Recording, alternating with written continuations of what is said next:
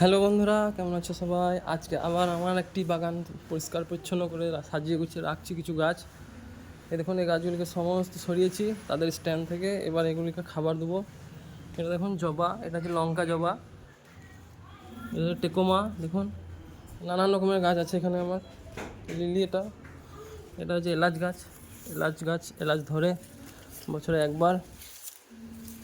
যে যত্ন করতে হবে, আজকে খাবার দেবো গাছগুলিকে এবং সুন্দরভাবে পরে গ্রোথ হবে। যে গোলাপ দেখুন, কড়ি ধরেছে গোলাপে। আর নানান গাছ আছে আমার কাছে, নানান রকমের। এদিকে ইনডোর প্ল্যান্ট আছে এগুলো। এগুলো হচ্ছে পাতাবাহার, মানে ইনডোর প্ল্যান্ট। বাড়ির ভেতরেও রাখা যায়, বাইরেও রাখা যায়। এখানে দেখুন জবা একটি সাদা কালারের, এটা হচ্ছে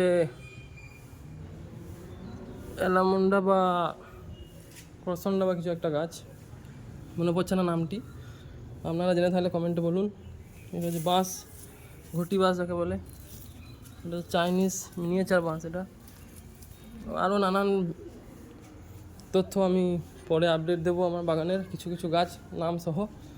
তো আজকে এইটুকুই। ভিডিওটি দেখার জন্য ধন্যবাদ।